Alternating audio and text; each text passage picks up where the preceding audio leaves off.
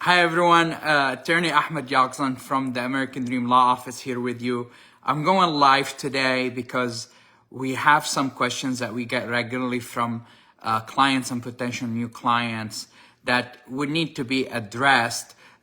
Some of them, relate to asylum or getting work permits or getting your citizenship or stuff like that. So what I want to do first is introduce myself. My name is Ahmed Yagzan. As I said, I'm an immigration attorney. We're based in Tampa, Florida.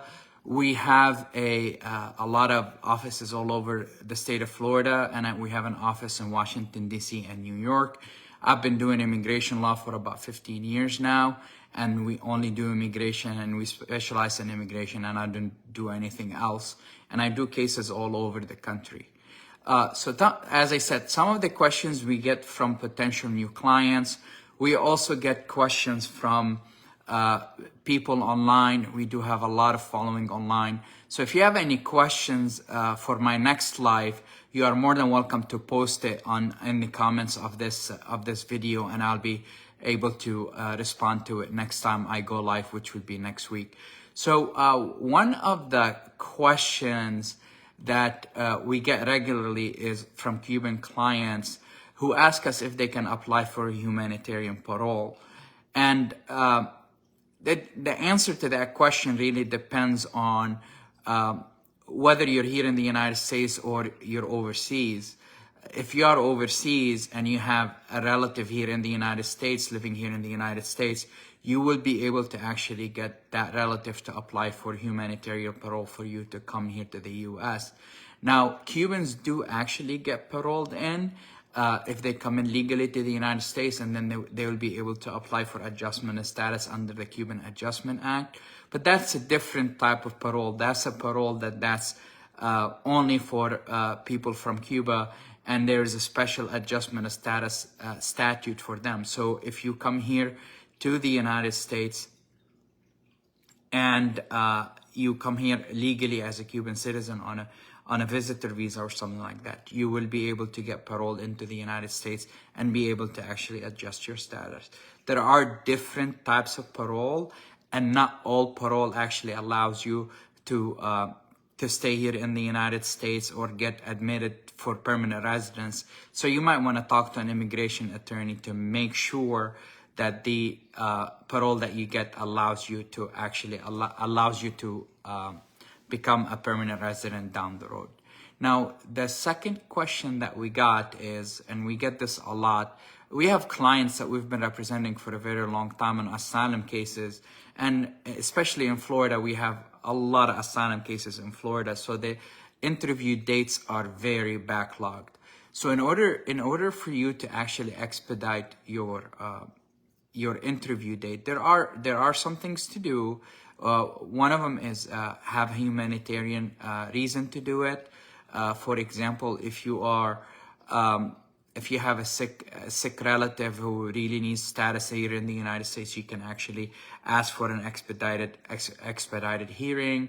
You can also file for a writ of mandamus in federal court for you to expedite that. But that I wouldn't really suggest that option because it gets very expensive.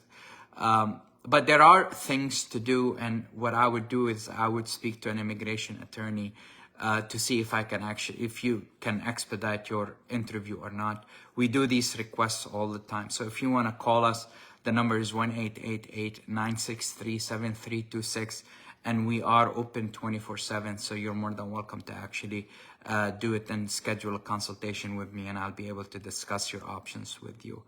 Now, the last question we got this week is about becoming a U.S. citizen. There are a lot of things to think about when you're becoming a U.S. citizen. I will just talk about just some of the general requirements. You have to be a permanent resident for 3 to 5 years, depending on how you received your green card. You have to be